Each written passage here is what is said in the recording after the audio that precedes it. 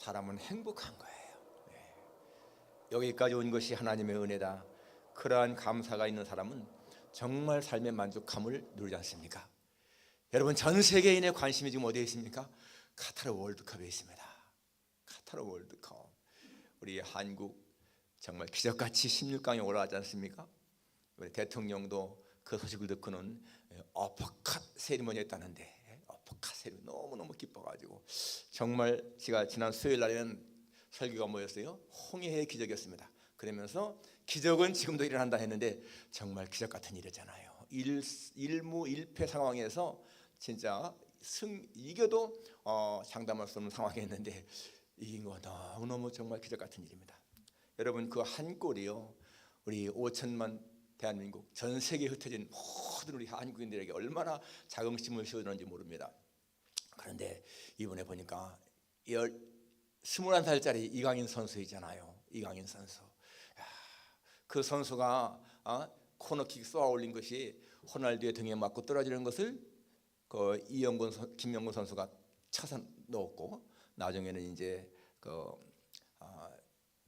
황희찬 선수가 또 넣어서 하여튼간에 2대1로 이겼는데, 이강인 선수에 대한 기록을 좀 봤어요. 이 이강인 선수가 6살 먹었을 적에 한국의 유명한 유상철 선수지 않습니까? 그 선수와 만났어요. 그때부터 스승과 제자를 만났는데, 여러분, 그 유상철 선수가 참 이강인을 아끼고 그렇게 키웠는데요, 15년이 지난 지금 그렇게 세계 우리 국가대표가 되어서 그렇게 활약하지 않습니까? 그런데 유상철 선수는 이 암 때문에 작년에 세상을 떠났습니다.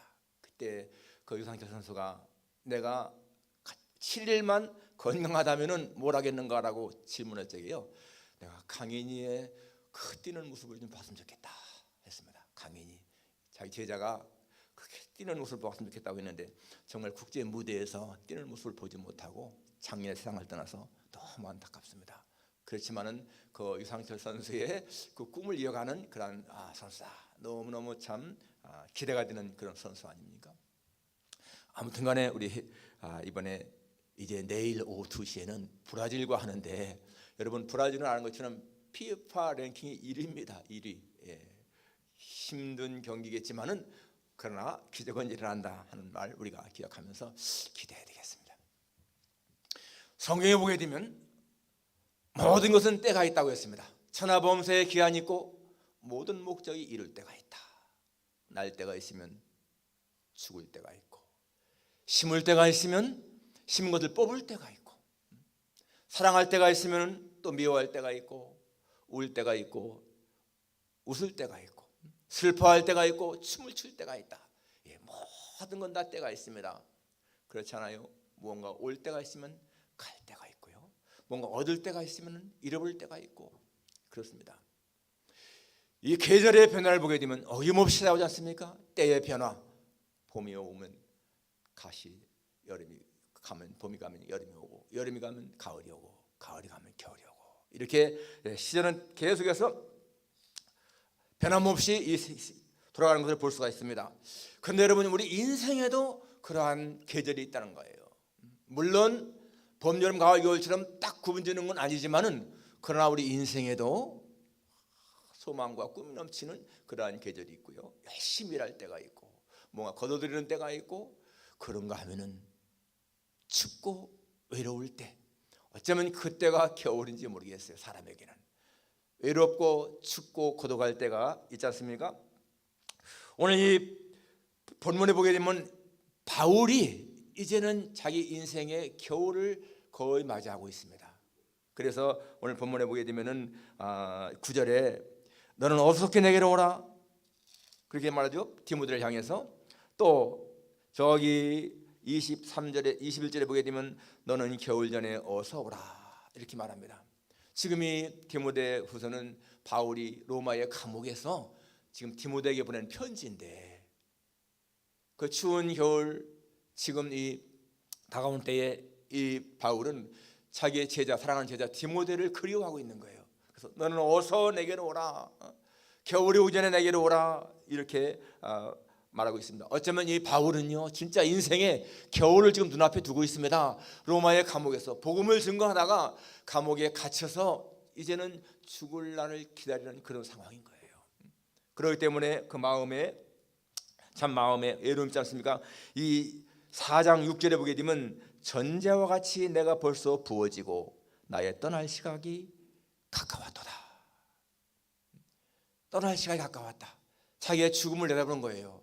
그러면서 자기의 죽기 전에 지금 사랑하는 제자를 보고 싶어서 그렇게 오라고 하고 있습니다. 여러분, 이 바울이 지금 이 겨울을 맞이하면서요, 그렇게 철도 계절도 겨울이지만 자기 인생에도 겨울을 맞이하면서 디모데를 부르는 그러한 것, 바로 그것은 뭡니까? 인생의 겨울을 대변하는 모습을 볼 수가 있습니다. 우리 모두에게도 여러분 인생의 겨울은 옵니다. 그렇기 때문에 인생의 겨울을 대비하라, 그런 주제의 말씀을 증거하겠습니다. 첫째로 생각할 수 있는 것이 뭔가 하면, 여러분 인생의 겨울은요 반드시 오는 것이고 생각보다 빨리 온다라는 사실입니다. 반드시 생각보다 빨리 온다. 시편 90편에 보게 되면 사람의 연수가 70이고 강건하면 80이라도 그 연수의 자랑은 수고와 슬픔뿐이요 우리가 날아가니 속히 날아가나이다. 그런 말이지 않습니까? 인생의 연수가 7, 80인데 그게 금방 온다는 거예요. 어떤 사람은 물론 90이 되고 100살이 되어도 아주 건강한 사람들이 있습니다. 그렇지만은 보편적으로 다 사람들은 70, 80 정도 되면은요 그렇게 인생의 겨울을 맞이하는 것을 볼 수가 있습니다. 나이를 이렇게 계절에 비교하는 것은 뭐 정확하지 않지만 그래도 보통 우리가 30세 때까지는 봅니다. 한 60대까지는 여름, 그리고 7, 80대는 가을, 90세 이상이면 겨울, 이렇게 아마 우리가 볼 수 있을 것 같습니다. 그런데 여러분, 그러니까 인생의 겨울은 뭡니까? 일할 수 없을 때인 거예요. 일할 수 없을 때, 뭔가 외로움이 있고 고독함이 있고 그럴 때가 인생의 겨울일 것입니다.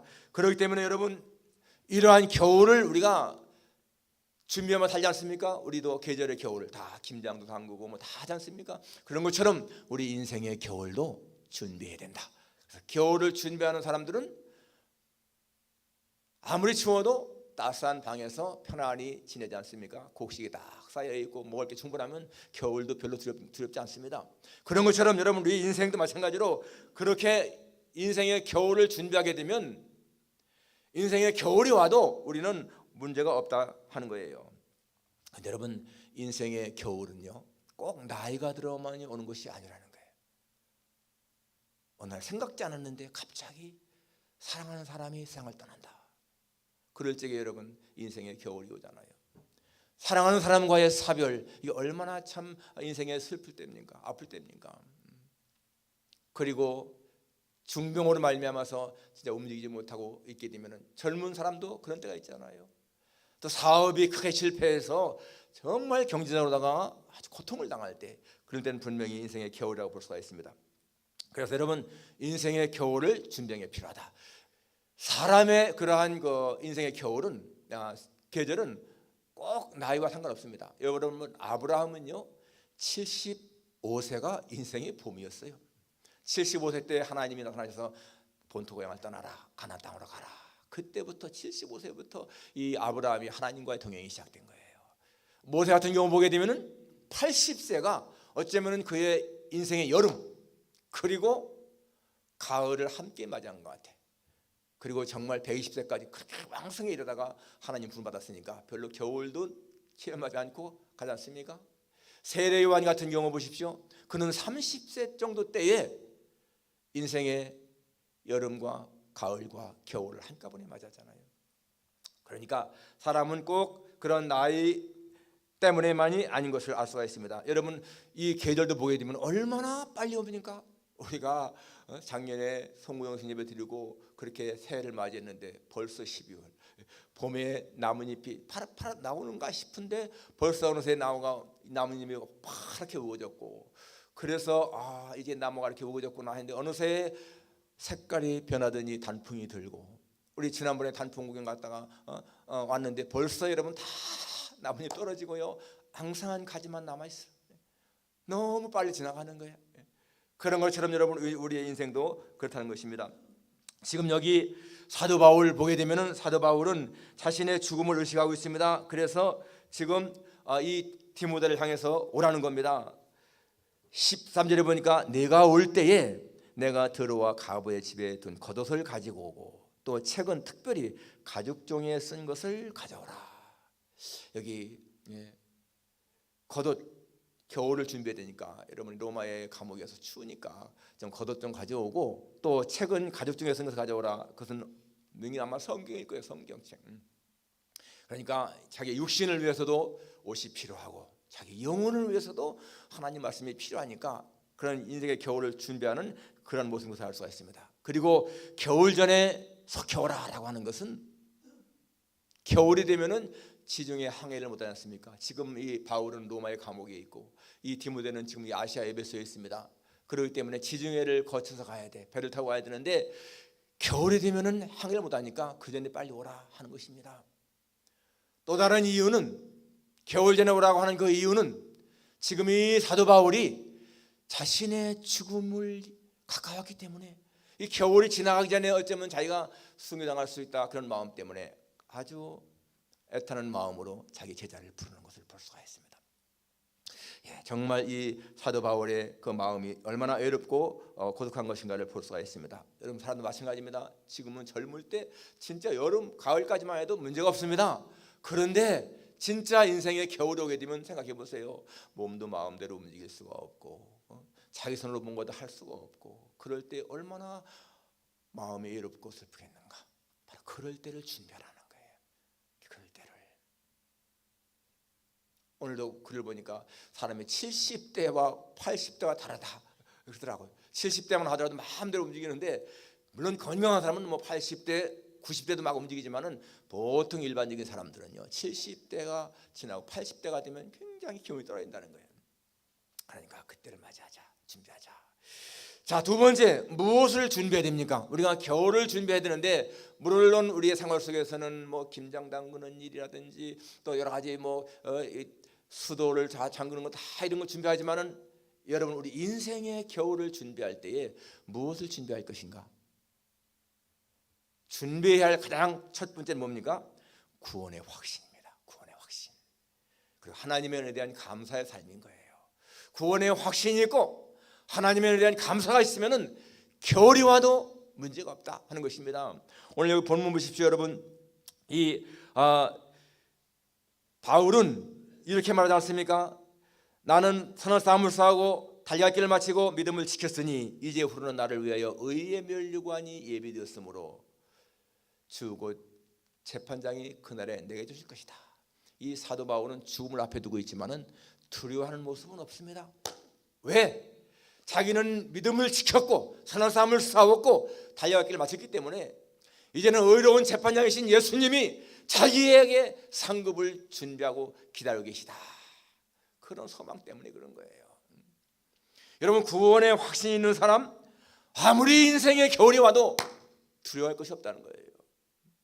왜? 주님 만날 소망 때문에 그렇습니다. 넉넉히 이겨나갈 수가 있는 거예요. 정말 아무리 사는 것이 힘들어도 아무리 질병 때문에 어려움을 당해도 어떤 사업에 실패를 해서 정말 절망스러워도 여러분 구원의 확신이 있는 사람은 얼마든지 이겨나갈 수 있는 힘이 있습니다. 왜? 자기의 이름이 천국에 기록된 것을 확신하니까. 누가복음 10장에 보면은 예수님이 70 제자를 파송하잖아요. 그때 제자들이 파송할 때 예수님은 그들에게 귀신을 쫓아내며 병을 고치는 능력을 주셨습니다. 그들은 나가서요 정말 귀신을 쫓아내고 병을 고치고 그렇게 많은 사역을 하고 돌아왔습니다. 와서 보고하죠.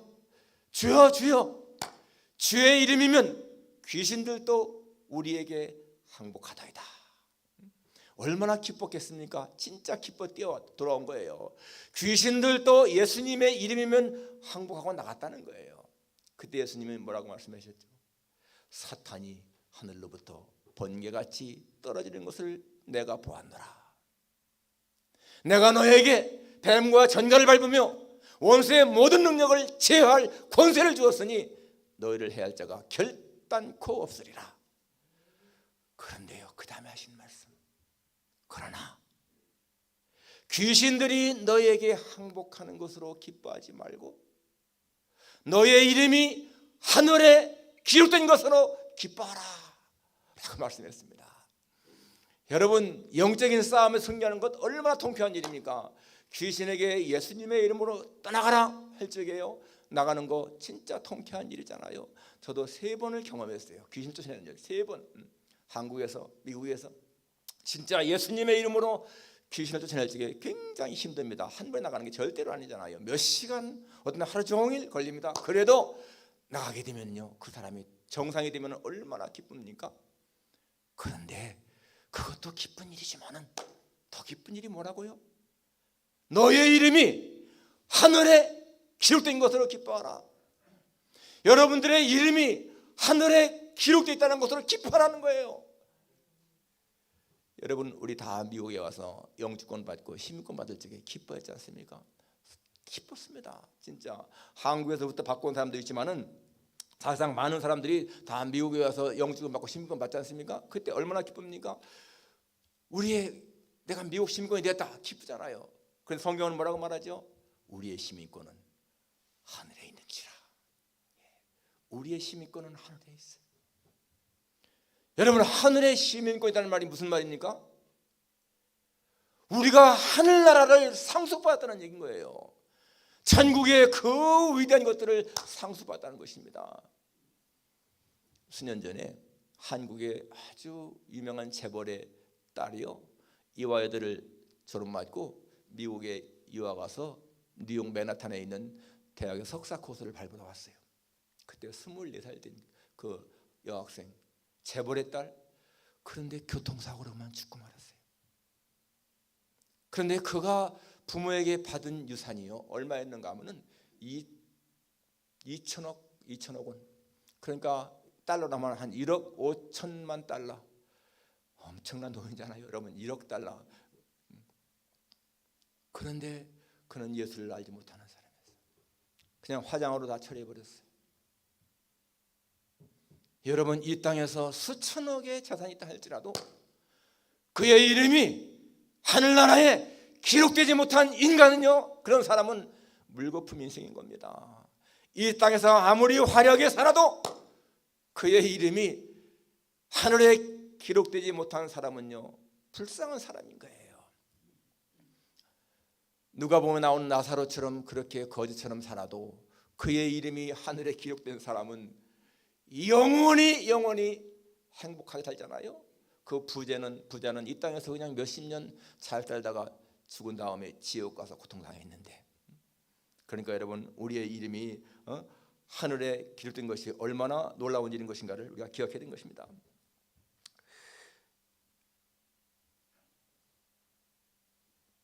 구원의 확신이 있는 사람들은요, 정말 이 땅에서 어려움을 당해도 두려움을 이겨납니다. 오래전에 피츠버그에 있는 그 대학 교수로 있던 랜디 포시라고 하는 교수 있잖아요. 그분 췌장암 때문에 자기의 인생이 이제 뭐 한 1년이 남았다 그럴 적에도 하나님을 믿으니까 그 사람이요, 죽음을 딱 1년 남겨놓고 마지막 강의라고 하는 강의를 했습니다. 강의 1년 남겨놓고, 그때도 그는 밝은 표정으로 강의했습니다. 마지막 강의라고 하는 아주 유명한 책도 나오고 그 많이 사람들에게 감동을 주지 않습니까? 그의 마음이 자기의 죽음이 1년밖에 안 남아도 그렇게 기뻐할 수 있는 이유, 그게 바로 자기의 이름이 하늘에 기록됐기 때문에 그런 거죠. 자기의 어린 아들도 있고 정말 젊은 아내를 두고 떠나야지만은 그래도 그에게는 소망이 있어서 절대로 절망스러운 표정이 아니고, 여러분, 믿음이 있는 사람들은요, 진짜 인생의 혹독한 겨울이 와서 자기가 사랑하는 아들, 딸과 사별할 때에도 잘 가라, 사랑하는 아들아, 우리 천국에서 만나자, 그렇게 하잖아요. 그게 뭐예요? 구원의 확신입니다. 그게 인생의 겨울을 준비하는 거예요. 정말 여러분들의 마음속에 그렇게 구원의 확신이 있으면은 여러분에게 다가오는 인생의 겨울은 문제가 아닙니다. 고린도후서 5장 1절에 만일 땅에 있는 우리의 장막집이 무너지면 하나님이 지으신 집 손으로 지은 것이 아니요 하늘에 있는 영원한 집이 우리에게 있는 줄 아나니. 땅에 있는 장막집은 다 무너질 때가 있습니다.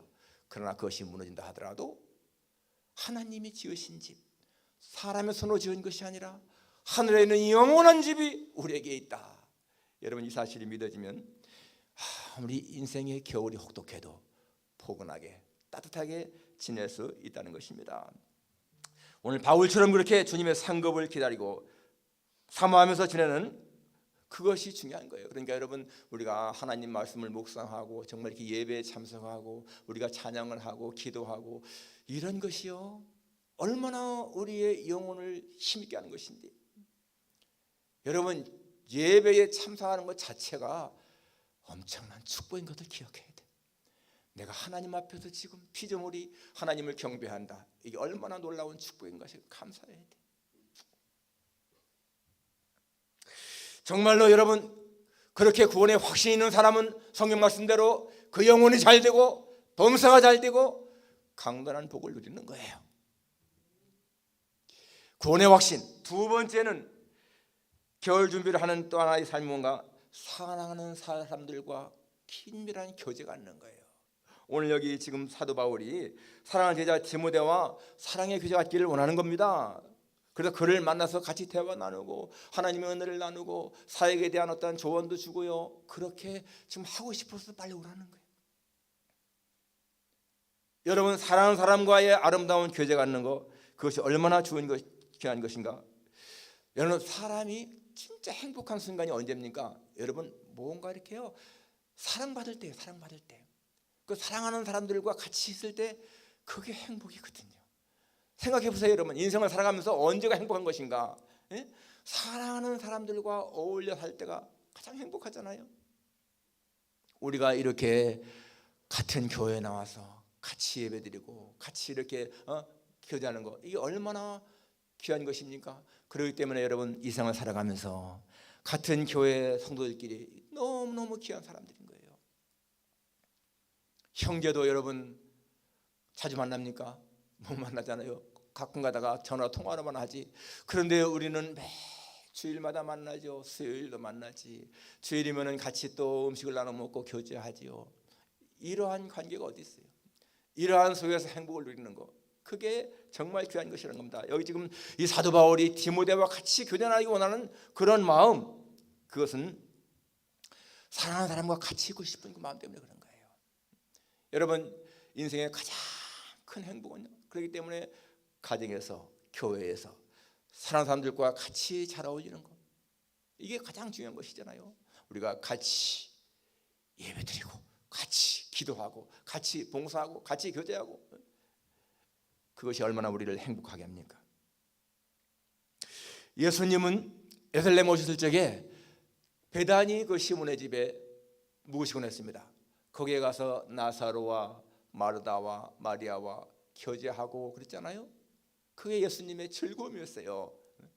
마지막 6월절 세전에 이제 십자가에 달리시기 전에 오셔서도 마찬가지로 예수님은 그 베다니 집에 가셔서, 나사로의 집에 가셔서 나사로는 말씀을 듣고 마르다는 음식을 준비하고 마리아는 향유를 예수님에게 붓고, 정말 예수님 십자가에 죽으시기 직전 마지막 그렇게 교제한 거. 그 나중에 예수님이요 나사로의 죽음 소식 들은 다음에 뭐라고 하십니까? 내 친구 나사로가 잠들었도다, 그런 말 하잖아요. 내 친구 나사로가 잠들었다. 정말 친구야 나사로가, 예수님의 친구. 여러분, 다 우리를 향해서 예수님 말씀하십니다. 내 친구 아무개, 내 친구 아무개, 우리 이름을 부르면서 그렇게 말씀하시는 거예요. 우리가 정말 주님과의 그러한 교제가 있는 거, 얼마나 행복한 것입니까? 정말 우리는요 사랑하는 사람들과 같이 아름다운 교제 나누면서 살아야 됩니다. 여러분, 우리 교원뿐만이 아니라 여러분 주변에 진짜 믿음의 동지들, 믿음의 친구들이 있는가? 있어야 돼요. 그러면 인생이 애롭지 않습니다. 겨울이 와도 애롭지 않은 거예요. 또 한 가지 어떠한 방법이 있는 것인가? 인생의 겨울을 준비하는 또 한 가지 방법은 누구나 용서하며 사랑하는 것입니다. 오늘 이 바울을 보십시오. 10절에 대만은 이 세상을 사랑하여 나를 버리고 데살로니가로 갔고, 이 데마라고 하는 제자는요 같이 사역했는데 나중에는 이 데마가 믿음을 버리고 가버렸어. 그렇지만은 여러분 이 바울은요 그 사람을 그렇게 원망하지 않았습니다. 또 11절 보게 되면 누가만 나와 함께 있느니라 내가 올 때에 마가를 데리고 오라 그가 나의 일에 유익하니라. 이 마가는 마가복음을 쓴 사람입니다. 그런데 이 마가 때문에 바울과 바나바가 심히 다투었잖아요. 2차 전도여행 떠날 적에. 왜냐하면 1차 여행 때 이 마가가 너무 힘들으니까 중간에도 포기하고 돌아갔거든요, 예루살렘으로. 그러니까 2차 여행 때는 이 바나바는 마가 데리고 가자. 그런데 이 바울은 1차 여행 때 그냥 떠나간 사람 왜 데리고 가느냐? 그것 때문에 성경에 보니까 바나바와 바울이 심히 다투었다. 그리고 갈라진 거예요. 그런데 여기에서 지금 여러분 내가 올 때 마가를 데리고 오라 이 말은 뭡니까? 바울이 마가를 용서한 거예요. 그리고 마가도 깨닫고 회개하면서 굉장히 신앙이 변했다는 것을 보여줄 수가 있습니다. 그러니까 용서하는 마음 이게 굉장히 중요한 거예요. 용서하는 마음. 바울이 베드로가 여러분 예수님에게 형제가 내게 범죄하면 몇 번 용서하오리까? 7번까지 하오리까? 그때 예수님 하신 말씀이 7번이 아니라 7번을 70번이라도 용서해라 그랬습니다. 여러분 용서한다는 거 이게요 우리의 마음을 진짜 풍요하게 하는 거예요.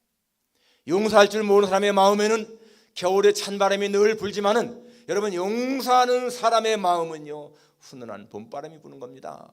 그러니까 여러분이 미운 사람 있으면 안 돼. 우리 예수 믿는 사람들은 미운 사람 있으면 절대로 안 돼. 성경은 원수도 용서하라고 그랬고 너희를 박해하는 자를 저주하지 말고 축복하라고 했습니다. 여러분 남을 미워하는 것은요 내가 엄청난 손해를 입는 거예요. 내 마음이 불안하고 그렇기 때문에 불쌍한 거예요. 그러니까 용서하는 것 정말 중요한 것이죠. 그래서 여러분 정말 용서의 삶을 사는 것이 바로 우리가 인생의 겨울을 준비하는 것이다 라는 것입니다. 여러분 지금은 계절적으로 겨울을 준비해야 할 때고요.